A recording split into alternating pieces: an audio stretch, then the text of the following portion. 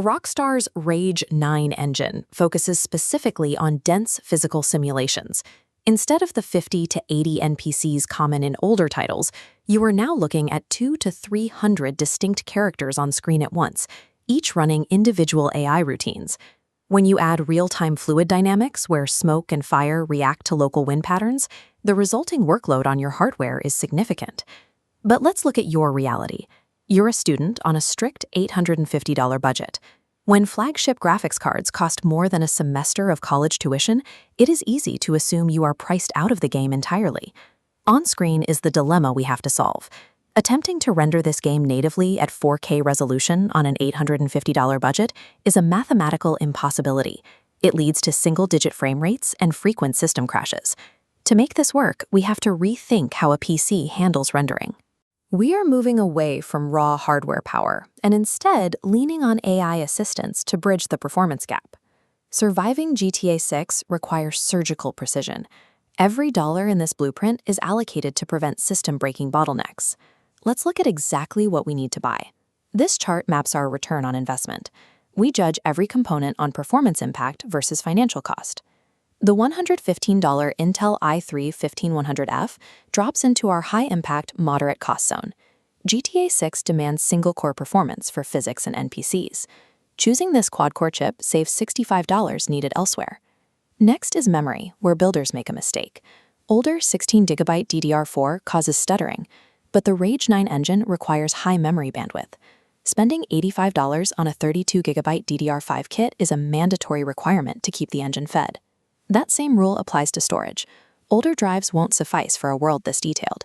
You need a Gen 4 NVMe SSD for direct storage. This lets the graphics card pull assets directly from the drive, eliminating texture pop-in and cutting loading times. These three components, the i3 CPU, DDR5 RAM, and a Gen 4 SSD, form our non-negotiable baseline. Cheaping out here means the game performs poorly regardless of how much you spend on graphics.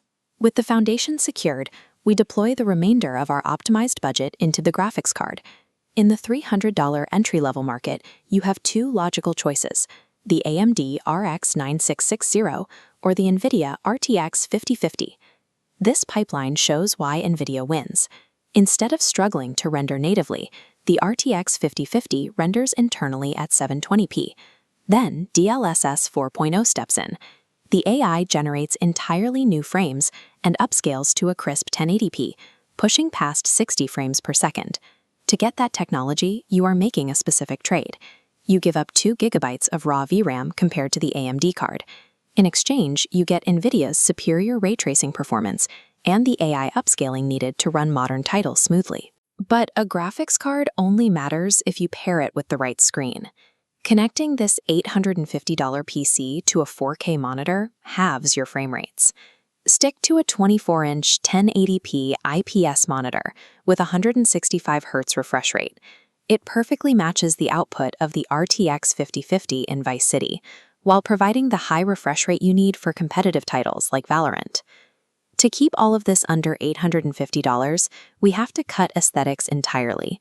A basic mesh front case and the stock CPU cooler work perfectly. RGB fans don't generate frames. What you are left with is a single-purpose, highly optimized 1080p machine.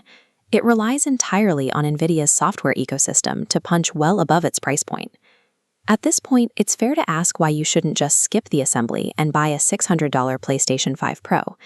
This graph tracks the total cost of ownership over 3 years.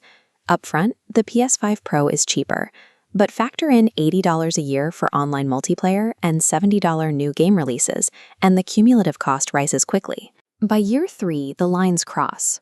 PC gaming requires no multiplayer subscription, and the game ecosystem relies on deep, frequent store sales that lower the price of your library. The long-term financial cost is essentially the same, but the PC rewards your assembly effort with desktop utility for your schoolwork, mod support, and a clear upgrade path. This matrix shows the ideal candidate. It's perfect for strict budgets, 1080p gaming, and 140+ frames in esports. Avoid this build if you are a professional streamer, demand 4K resolution, or require full path tracing. Because we selected a motherboard with the LGA 1851 socket, you aren't stuck. When you have more budget in a year or two, you can swap in a faster processor or GPU without rebuilding the entire system. Prices on the entry-level hardware market change daily. If your profile matches this matrix, this $850 blueprint is your best entry vector to Vice City.